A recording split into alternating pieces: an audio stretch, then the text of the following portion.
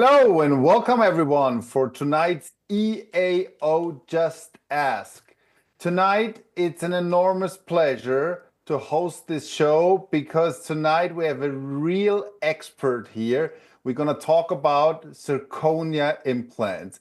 And who else would I ask than Professor Benedikt Spies when it comes around zirconia implant?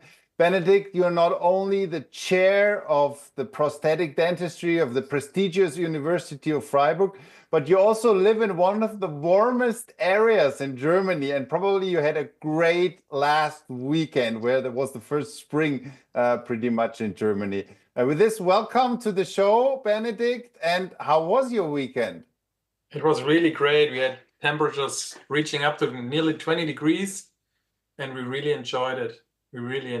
Thank you, Stefan, so much for inviting me, for introducing me, and for the entire association. It's a great honor for me to have this talk with you tonight. Yes, I'm also looking forward to it, and a lot of other people are looking forward to it. We have people from all around the world. We have people from Lebanon, from Uganda logging in, from Switzerland, from Spain. So they are all here because of you, Benedikt, and probably because of this nice weekend. You should be very relaxed. So Yes, let me start with a case. You know, it's a little bit the tradition of this Just Ask that I'm going to show you one of my cases. And well, this case came across me, I think, last week or the week before last week. And I thought, I'm going to have Benedikt here. And I placed the zirconia implant and I shivered a little bit because I knew I'm going to show this picture to you.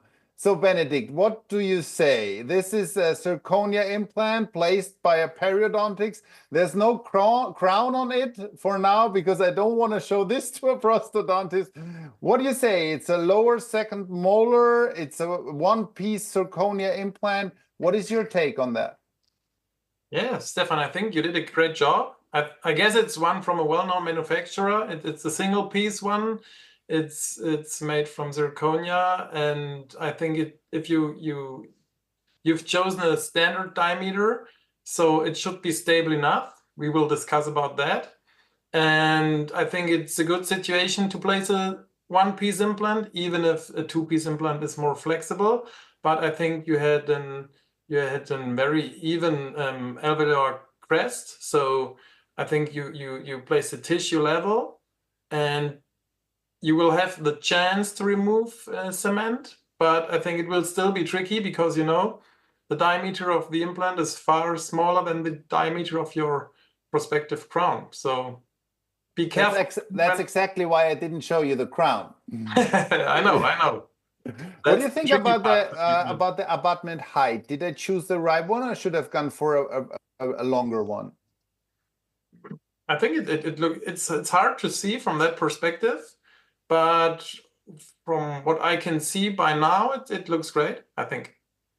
Okay, but I think it's a good situation for a one-piece implant. For example, if you would go to the anterior regions where you have a scalloped gingiva, it might be more difficult to find the perfect localization of the finishing line. Okay. Thank you, Benedikt. That was nice from you. So I will continue with my crown and I will show that to you, and I will check for cement rest definitely.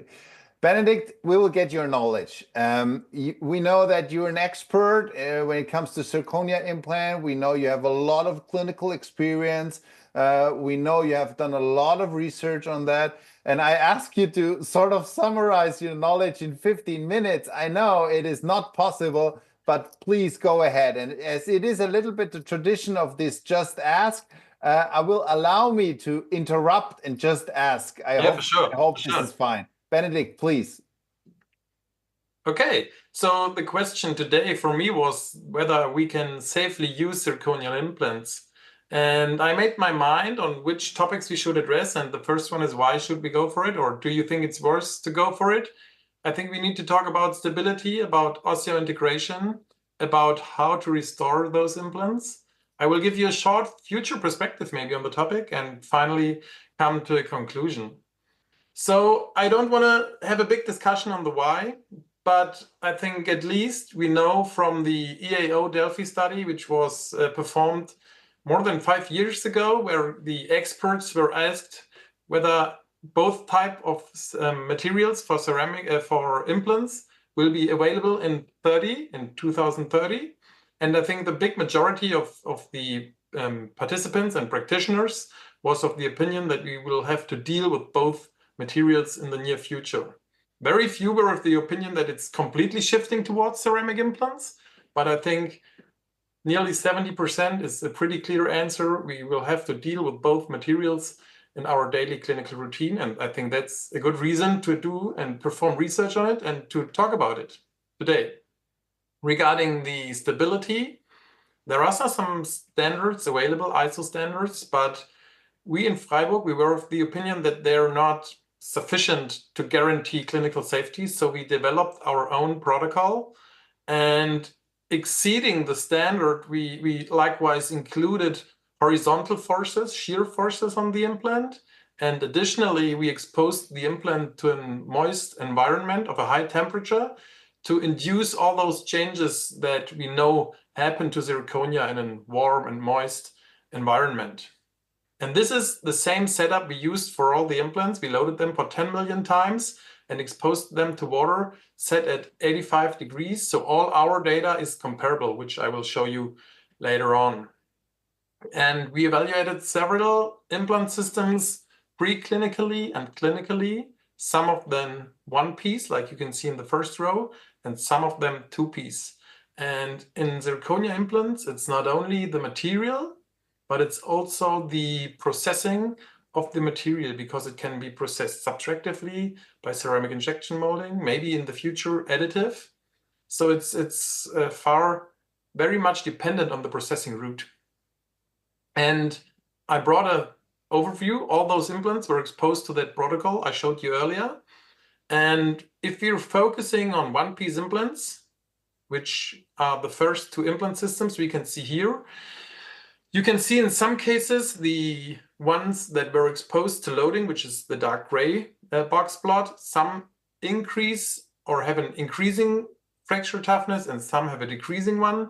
But we should see how far is that away from our clinical or necessary threshold. And this is the range that was reported in the literature that implants are subjected to the loads during chewing.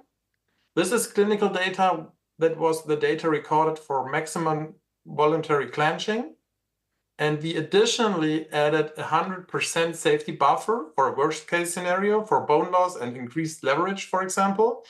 And we're of the opinion that's not fracture load, that's bending moment. So that's why the numbers seem to be a bit lower. And we're of the opinion, if it's not within this range, it's clinically safe.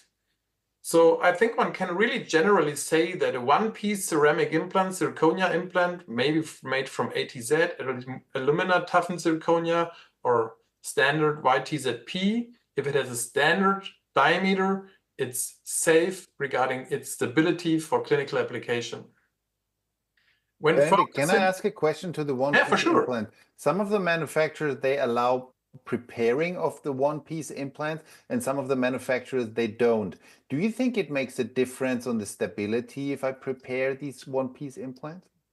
We evaluated this for, I think, 2 or 3 different systems. And in those systems where we evaluated this, and for those systems the manufacturers allowed for it, we couldn't see an adverse effect on the stability of the implant. So in that case, it was just fine to do so. So that means in case the manufacturers recommends it or allows it, it is also fine to prepare it? And from our point of view, yes, it is. Okay, thank you.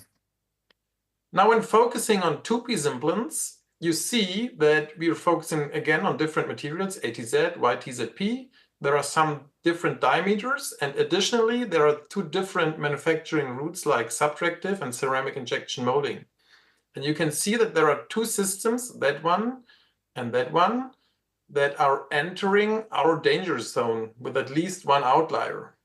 And for sure, we were questioning ourselves, is that clinical relevant or is it our setup? For example, that one was an implant where the abutment was adhesively luted to the implant. I'm not in favor of such things because you instantly make a one-piece implant out of a two-piece implant. Mhm. And the other one was one where the bulk material of the implant was produced by ceramic injection molding, which is very technique sensitive. And if we'll have a focus on those two materials, at least, or at first at the one which showed a rather good result, because this system could be very good compared to a well-known manufacturer, because they somehow used the nearly same design.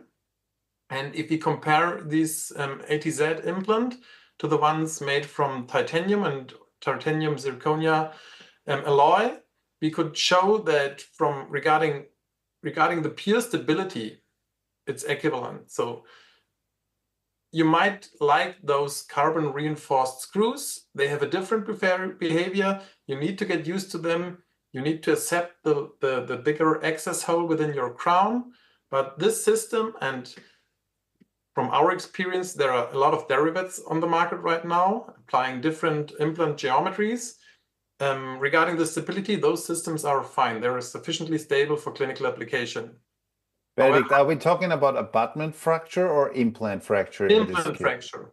We're talking about implant fracture because, you know, it's due to old literature and other ceramic materials, like, for example, aluminum oxide. There is the fear that ceramic implants might fracture. But wouldn't you say in these cases, before the implant breaks, rather in the abutment, including the carbon screw, will break, right? I have no experience like this, but I guess, but in our simulation, the implant broke earlier than the abutment screw. Oh, wow. But it was really out of range. You will not not experience this clinically. Okay, got it. And this is another implant system. You can see it's a complex system because it's the bulk material made from ceramic injection molded zirconia. The abutment was PEG, and the screw is titanium. And this is very complex to evaluate because you have to address different materials with the aging and loading. And in our protocol, we observed one failure during the loading procedure. This was the outlier you could see in that overview earlier. And I think we were kind of supported by a clinical study we performed in Berlin, or that was performed by the Berlin team around Florian Beuer and Insa Herklotz, and they likewise observed one clinical fracture with this system. So our protocol wasn't that bad in predicting that kind of failure. And in contrast to one-piece implants, maybe not every two-piece system needs to be fracture stable when it's available on the market, because we're of the opinion that the current standards are not addressing the best scenario. So again, to stress that in these cases, this is a clinical case, right? The implant broke before the peak abutment, right? Right. Wow. Okay, that's interesting. And even if we are of the opinion that most and a huge range of two-piece ceramic implants that is available on the market is stable enough for clinical application, there are some outliers out there. And in contrast to a titanium implant system, I think if you're using any two-piece titanium implant system where the implant, the abutment, and the screw is nearly made of the same material, I think this is an easy and predictable system, and you will can go for many of the manufacturers without screening the literature. And this is in contrast to zirconia, where it's very difficult to test those systems because it's a multi-material complex. It's difficult to test them and difficult to predict the outcome. And maybe there might be some systems out there that are not stable enough. And I'm of the opinion in that case, you should really go into scientific literature on preclinical data, on first clinical data, and not only rely on the CE marking, for example, and on the fact that it's available on the market. Furthermore, we evaluated osseointegration. We did that at first in animal models, so in preclinical studies, and we were able to include a lot of studies. So we did systematic review and meta-analysis, and we're able to include 54 studies. And we've exemplarily compared bone to implant contact in between zirconia and titanium implants stratified by type of animal and so on and so on. And what we could clearly see is that every dot you can see is a data point. And it was a lot of efforts and work for that colleague, for Stefano, to extract all that data. But finally, we found out, with the help of our biostatistician, that there is no difference in osseointegration in between zirconia and titanium implants in animal models. So was there any cut-off point of any literature? Because we know that the earlier zirconia implants might have a worse osseointegration? Yeah, that's true. It depends. It depends on the surface, but and we had some inclusion criteria. We used the nowadays used materials. Yeah. But if you're focusing on that ones, it's comparable. It's not better, you cannot say so, but it's comparable regarding the osseointegration and the bone implant contact in animal models. Yeah. The same could be shown for the removable torque, which is just kind of a different way to guarantee or evaluate osseointegration. And again, we didn't find any significant difference in between those two materials, regardless the type of surface processing and so on in an animal model. When we did the same evaluation or review for clinical data, it's already 8 years ago, we could also only include 9 studies. I will update this data later on. And what we saw is that in that time, we could only calculate a mean observation or survival rate after 1 year. That one was comparable and promising to titanium implants. It was like 96% after the first year after implant installation. And we nearly saw no further loss of implants after the first year. And regarding the bone loss, in average, it was likewise comparable after the first year to titanium implants. But what you can see on the first plot here is that there is one outlier, for example. And this outlier negatively affects all the data. And this, for example, and this is very often criticized by colleagues, is a system that was never on the market, because we did a large clinical trial in Freiburg, and we observed after the first 3 years that we were suffering from bone loss and implant loss and periimplantitis, and this proceeded. And for example, my colleague, and I think he's well known in the world of ceramic implants, and he was my mentor in that scientific field, Ralf Kohal, he did many different evaluations, and one was published a few weeks ago in Acta Biomaterialia, which is a really high-ranked journal, and they were still searching for the reason why this system failed. And as I already mentioned, this was never on the market, but this system, for example, had kind of a porous layer that was sintered onto the surface of the implant, and the aging behavior of the implant system, that's the current guess, it resulted in delamination of the surface. So it's not the bulk material itself that resulted in bone loss, it's the delamination of the implant surface. And if you're talking about, and if you're screening the literature, I think it's still important to evaluate which is data of old systems that maybe never entered the market, and which is data gathered from systems currently in daily clinical use. And regarding the systems that are currently in clinical use, the data is very comparable to titanium. It's not better. Some colleagues say it's better osseointegration and so on. This is not the case, but it's really comparable, which is scientifically proven. But however, this was only 1 year data for some studies and 3 year data for some studies.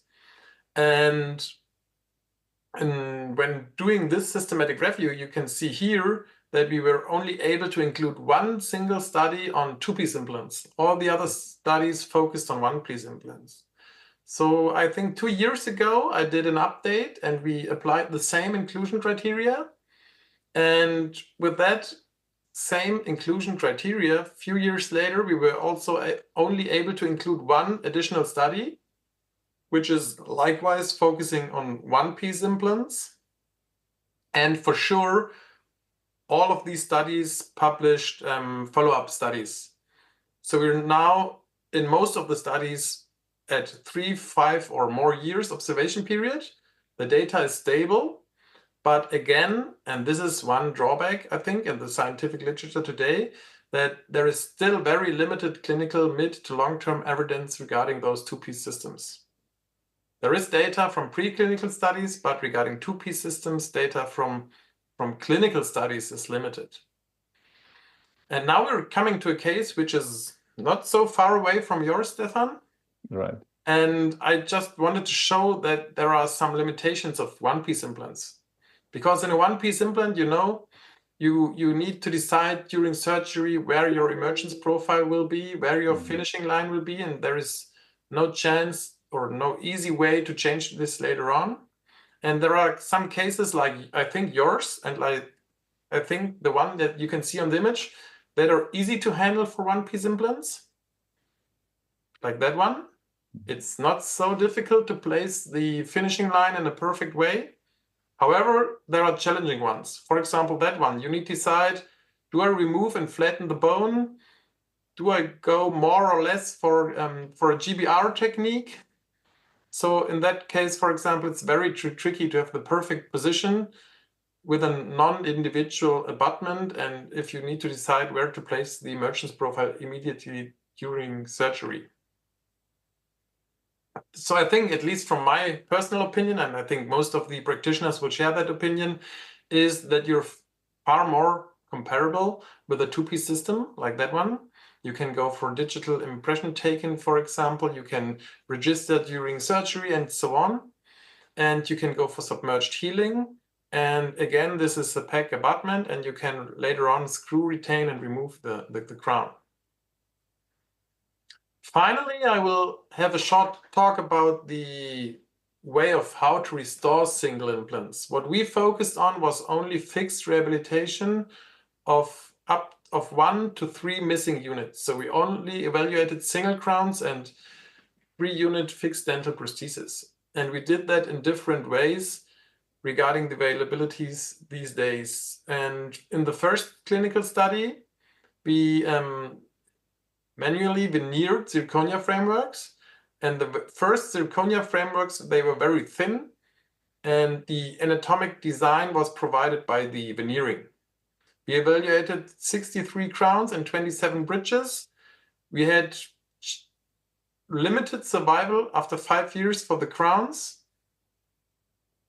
better survival for the bridges, but you can see horrible percentage of framework of fractures of the veneering ceramic. In a second study, I think this is pretty comparable to titanium implants. However, in a systematic review performed for an EAO consensus conference in 2018, it was pretty close to statistical significance that restoration supported by zirconia one-piece implants are more prone to fracture. And we did another study on 45 crowns. And in that case, we did a better support for the veneering by an anatomically design of the framework. So there was an even and very thin veneering layer and better veneering ceramic containing more crystalline content. And in that case, survival was significantly better than in the first study. And the size of the chippings was significantly reduced. However, if you still count every single chipping as non-success, we still had 50% of the crowns that suffered from chipping in 5 years. And in another study, therefore, we only had 24 single crowns, and we decided to go for lithium disilicate ceramic, which was monolithic and not veneered. And surprise, we had big survival and no or nearly no problems with small chip or fractures. So these days, this was the solution for the single crown. But these days, when we started the study, there were no new generation zirconia materials available where you could perform nicely or aesthetically pleasing 3-unit bridges. So we did the same for 13 bridges. And for the bridges, it was again the same when veneering them. survival was high, but at least or almost the half of the bridges suffered from chipping of the veneering ceramic. Benedikt, I have a question. Yeah. I think you're talking about one-piece restoration now, right? It's not. For sure, yeah. Because in Freiburg, all clinical studies were done with one-piece implants. Got it. I am clinically always a little afraid of restoring a one-piece zirconia implant, which is a very, very hard and tough material with a very, very hard and tough crown on it. We sometimes have maybe zirconia crowns on the opposite jaw. I am a little bit afraid. I'm more afraid to do that in zirconia implants than in titanium implants. Is that just my gut feeling? Yeah. Or do you also have this feeling, or is there any hint in literature? I think this sounds very logic, but at the end, I think it's still a gut feeling because we know you might remember, for example, IMZ implants with that buffering effect. Yeah. And for example, some manufacturers promoted their hybrid ceramic materials because they say that should be better because they have a buffering effect on the implant. But regarding clinical evidence, there is no evidence to date that this is true. However, as I mentioned earlier, in 2018, where we did that systematic review for the EAO, we were really pretty close to clinical evidence for the statement that restoration supported by one-piece ceramic implants are more prone to fracture of the veneering ceramic, but there was a big limitation. So it was not clinically evidence. It was like the p-value was like 0.059 or something like this. But it was a bit biased data because all the data that could be included was from one single center, our center, and so it was not very heterogeneous data. So I would be careful with this, and to clearly answer your question at that very moment, I think it's a gut feeling. So you wouldn't also consider, for example, you have opposing implants, and I would probably do one jaw with zirconia on the other jaw with the resin or whatever. You wouldn't consider that. I think if you're sleeping better with that, you can go for it. And I discussed that, for example, for full arch restorations, I discussed that with many people, but to date, I have no evidence for this, as far as I know. No. Got you.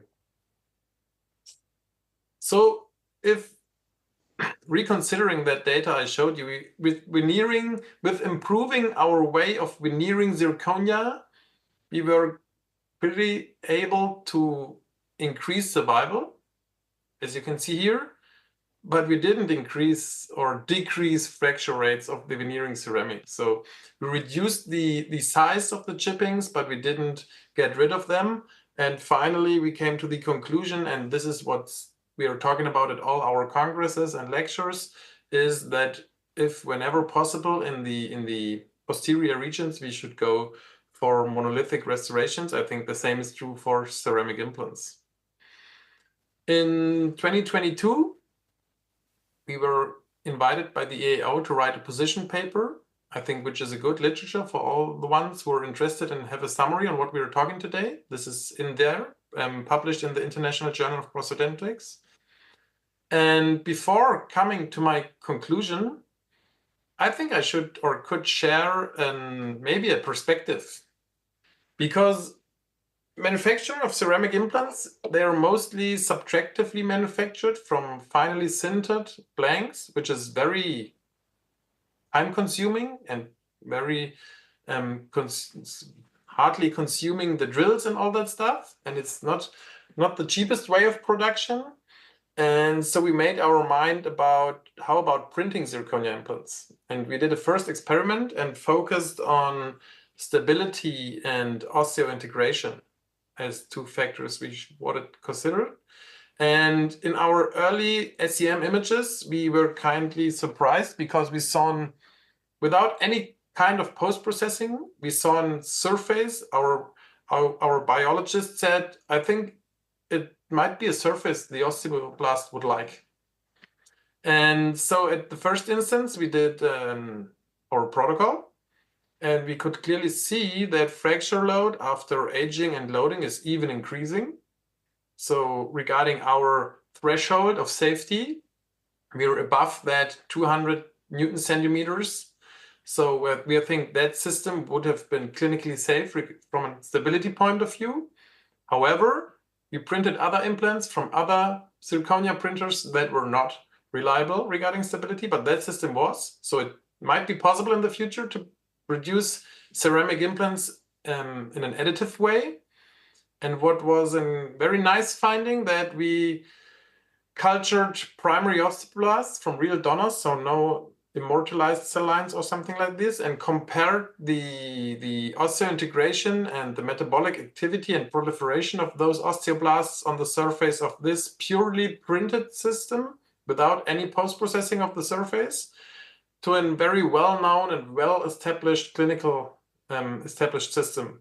And we could see that there was no difference in between those two systems regarding the, for example, DNA concentration or the metabolic activity and proliferation of the osteoblasts. This might be interesting for future research and future clinical application. So finally, my conclusion, I think I will be pretty clear on that. I think one can generally say that a one-piece zirconia implant, which is available on the market, made from new generation zirconia materials, is sufficiently stable for clinical application if you're staying with a standard diameter. I cannot make a general suggestion for two-piece implants. I showed you a system where I think I'm convinced it's stable enough that if you like the screw and the way you need to do the prosto part, but those systems are mostly multi-material complexes, and in some cases the abutment, the screw, and the implant are made from different materials. So it's very hard to have a protocol or test setup to address adequately all those three materials. In most cases, you need to focus on one of them, and maybe you're not adequately addressing the PEG or the titanium screw. So I cannot make a general suggestion for two-piece implants. You can go for it, but I wouldn't consider the fact that they're available on the market, on CE market, as a fact that they are sufficiently stable. So in that case, I would go for the literature, the scientific literature. Regarding osseointegration... Benedikt, can I cling in here for a second? Yeah, for sure. What is your concern? The concern is that it might not be stable enough, or that there will be some prosthetic complications or biological complication? Can you be more explicit on that point? My concern is that it might not be stable enough because... Fracture.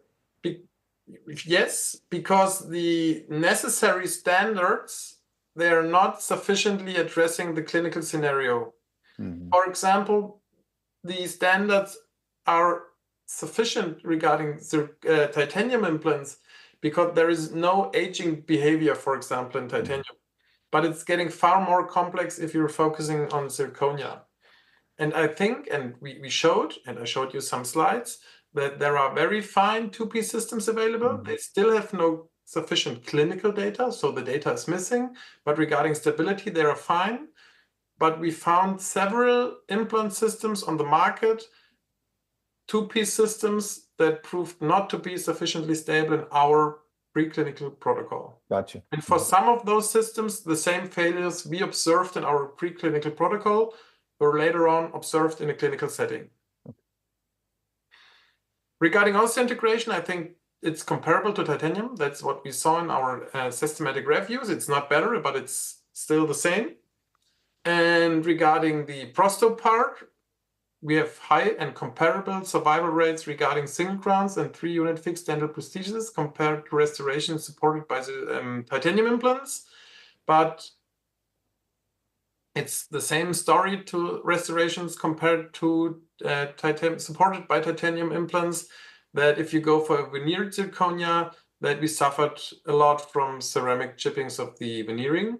So our recommendation is to go for monolithic reconstructions. And we have evidence for single crowns, but not yet for 3-unit fixed dental prosthesis. But we have, in the meantime, all those more translucent, more aesthetically pleasing new generations of zirconia. But as far as I know, there is still no evidence for them to be applied on at least both titanium and zirconia implants. Benedikt, that was amazing. Wow, this is your thank you. Sorry, I interrupted you. Finally, I just wanted to thank some people who were mentoring, inspiring, or supporting me. Yeah. There is no specific order within this line, and we had good collaboration with Berlin and with the University of Zurich, and I don't want to miss to thank all those people and guys for, like I mentioned, mentoring, inspiring, and supporting me. Very, very great people. Also, Ronnie Young. Watch the Just Ask with Ronnie Young. I talked with him about short implants. Very nice one. Benedikt, that was amazing. Great presentation. People loved it. People came in from Ukraine, from Portugal, from Tunisia, Albania. So a lot of people watched you. Amazing your knowledge. I applaud you for your work. Thank you also on behalf of the EAO for bringing this forward. I think it's very important that we have this scientific evidence from these kind of scientific guys, which you are. So thank you very much. That was an amazing presentation. Benedikt, I have a question, and I want to come back to one thing you said a little bit in between, which is also again making my gut feeling a little bad, and which makes me sleep a little bad. You said something about aging, and this makes me a little bit a bad feeling. I have now patients. My father placed dental implants, and they are around me now 30 years post. Do you think that's going to happen with zirconia implant, or will there something be like aging and which could make us a problem? So we clearly saw that aging occurs, but in half of the cases, aging even resulted in an increased stability of the implant. And in some cases where it decreased the stabilities, it was not clinically relevant. And we are of the opinion that our protocol, our preclinical protocol, simulates like 40 years of clinical service. So regarding the stability, I have no bad gut feeling regarding these aging behavior. But we saw in one clinical study, that one that was never brought to the market, that maybe aging resulted in delamination of the surface and resulted in bone loss and implant loss. So could that also be make a higher porosity of this implant then? So the porosity was great, and one was of the opinion that this would be the best environment you could imagine for the osteoblast, but it's not 100% sure. But I think the research on this that Ralph Kohal published with the group of from Chevalier in Lyon, I think they think it's there might be a good reason or a good. I think they concluded the most reason should be that that there was delamination of the porous layer due to aging, but we didn't observe this in any other type of implant system. And do you see any of these? I mean, Ralph placed probably implants many years ago, ceramic implants. Do you see some of these problems over time in these implants which were placed decades ago? No, only for that single system and that single study. In that system, and study, it was proceeding. In the meantime, Ralph is, I think, preparing the 10-year data from that system. And I think many times he's even criticized because people say, don't publish data on a system that's not available on the market, because due to your data, people are feared that ceramic implants might not be good. But I think this is research. I think we need to talk about it. We need to have the data. But I think you shouldn't mix the data. I think it's pretty clear that that is one system that didn't work out, but I think we know it's a single system. All the other systems we evaluated clinically were fine. So, man, Benedikt, you give me a lot of reasons to sleep very well tonight. So, right. I have one more question to the insertion. I mean, I'm always a little critical when I insert these implants. And actually, there just comes a question to the same topic. We probably ask you this. How slowly should I insert these implants? Because we have a different heat transfer when it compares to titanium. And we have a question here. What is the torque? Do you fix the implants? I don't know what he means. Is the maximum torque of bringing it in the bone, or maybe the maximum torque which you seat your final restoration? I think both questions are important. Maybe you can address them. The easiest answer would be stuck to the recommendation of the manufacturer. So since in our clinical studies we installed, or mostly Ralph Koal installed the implants, regarding the insertion torque, in a one-piece systems, we used the same insertion torque we know, or we applied in titanium implants. And regarding, for example, the drilling, we adhered to the protocol proposed by the manufacturers. Mm-hmm. But I think there is likewise in some cases the discussion, how about using zirconia burrs, because some systems, they are like completely metal free, and they're even using zirconia burrs. And in one clinical study with that implant I showed you on the title slide, there was even the burr made from zirconia material, and we had no bad experiences with that one. What about the restorations? Is there a limit for the seating? Probably there is, right?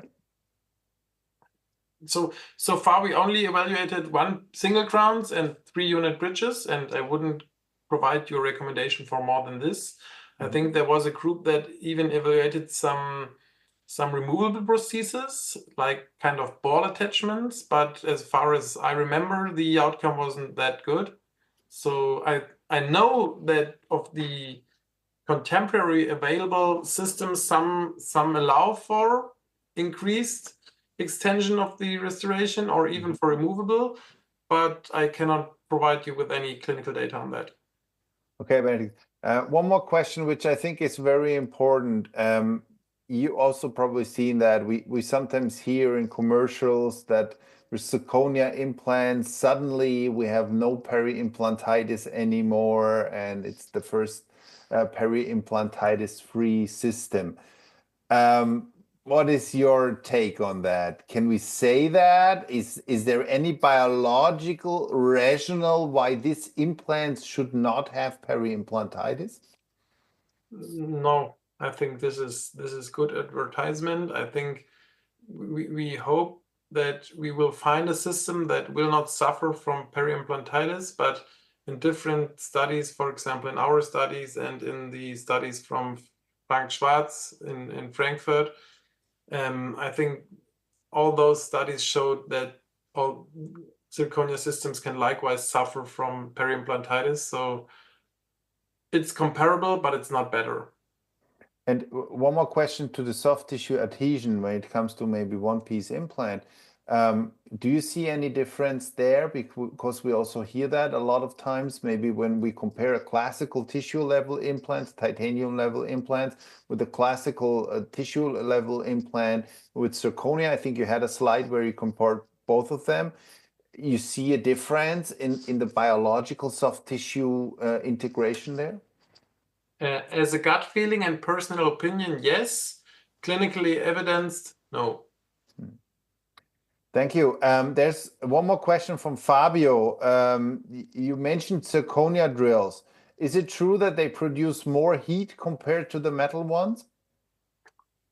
As far as I know, there is evidence that they were measuring heat in the bone, and they measured increased heat surrounding zirconia burrs. But relying on that single clinical evidence in one study we performed in Freiburg, there was no issue regarding this. But to answer the question, there might be increased heat in the bone, yes. Benedikt, that was amazing. We are very sharp with the time, so thank you for that. We had a lot of people logging in. They loved that topic, and I think you addressed that very, very well. And I thank you on behalf of the EAO for this presentation. Everyone is thanking you in the chat and says, great presentation, Thank you so much, perfect. Stefan. I learned a lot as a periodontist. I will check for my cement remnants in this case. This would be great. I will change my discussion with my lab technicians maybe to a full zirconia crown, because I thought of a resin crown. And with this, I would like to thank you on behalf of the EAO. We were very happy to have you. Just one more thing, we have our annual meeting this year in Monaco. Benedikt, I guess we will also see you there. I'm not sure if you're lecturing, but we probably will be there as a participant or as a in any other meetings. And with this, I would like to thank you again on behalf of the EAO. Thanks for making this possible. I will say greetings all around the world to everyone who logged in, and have a great rest of the evening. And yeah, ciao to Freiburg, and see you around, Benedikt. See you around, Stefan. Ciao. Ciao, bye.